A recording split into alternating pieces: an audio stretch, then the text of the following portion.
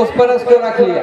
1 سال کے بعد وہ انگریز اور انگریزنی وہ جوڑا، وہ میل فیمیل پھر دلی کے ٹور پر آیا۔ اسی راستے سے جا رہا تھا جہاں وہ لنگڑا فقیر روز بیٹھتا ہے۔ اس لنگڑے فقیر نے پھر ہاتھ بڑھایا پیسے کے لیے، اس نے $1 پھر دیا۔ فقیر نے غور سے دیکھا، فقیر بہت تیز ہوتا ہے، آپ کے یہاں فقیر قوم تیز ہے یا نہیں؟ میرے یہاں بہت تیز ہے۔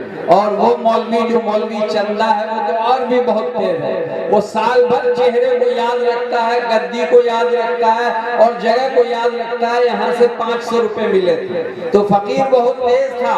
فقیر نے دیکھا، غور سے دیکھا، یہ وہی انگریز ہے جو 1 سال پہلے آیا تھا۔ لگڑاتا ہوا دوڑتا گیا اور اس انگریز کو پکڑا اور کہا سنو بھائی سنو۔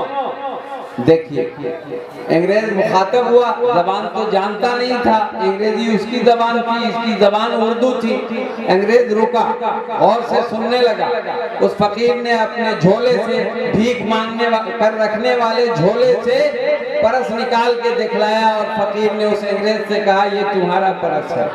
اور سے سنیے گا ابھی میں بات کہاں پہنچا رہا ہوں۔ فقیر نے پرس نکال کے دیا، اس نے دیکھا کہا ہاں میرا پرس ہے۔ جب کھولا تو اس میں ہزاروں ہزار ڈالر پڑے تھے، ڈالر۔ اس میں وہ کچھ لوگ ہوں گے جن کو ڈالر کا پتہ ہوگا۔ دلی میں ایک موقع پر $500 ایک عربی نے مجھے ہدیے میں دیا، $500۔ میں نے کہا سبحان اللہ، کھڑا کھڑی 25,000 ہے، $500 کھڑا کھڑی 25,000۔ تو ڈالر اس میں ہزار ڈالر تھے۔ اس نے دیکھا کہا وہی ڈالر ہے جو اس وقت کا تھا۔ اس نے فقیر سے کہا انگریزی میں تم نے کیوں نہیں اس کو استعمال کر لیا؟ یہ تو تمہاری پوری زندگی کے خرچے کے لیے کافی تھا یہ بیگ، یہ پرس۔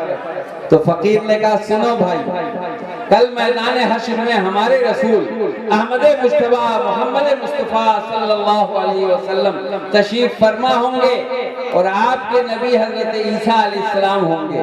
اس وقت آپ کے نبی نے اگر میرے رسول سے یہ کہہ دیا کہ آپ کا امتی میرا پرس لے لیا تھا تو بتاؤ میرے نبی کی حیثیت کمزور ہو جائے گی، ان پیسوں کی کوئی حیثیت نہیں ہے۔ ایک فقیر اور فقیروا وہ پیسوں کی ترجیح نہیں دے رہا ہے، اپنے نبی کے مقام اور مرتبے کو بتا رہا ہے کہ میرے نبی کا مقام اتنا بلند ہے، ان سکوں سے بلند ہے، ان روپیوں سے بلند ہے، ان مال و جائیداد سے بلند ہے، دنیا کی ساری چیز سے بلند ہے۔ کیوں کہ احمد مصطفیٰ محمد مصطفیٰ صلی اللہ علیہ وسلم نے ایک موقع پر فرمایا لا یؤمن احدکم حتی اکون احب الیہ من والدہ وولدہ والناس اجمعین۔ کہ اے عمر، حضرت عمر فاروق موجود تھے، اے عمر تم مومن کامل نہیں ہو سکتے جب تک تمہارے دل میں میرا عشق، میری محبت، مجھ سے پیار، مجھ سے رغبت، میری لذت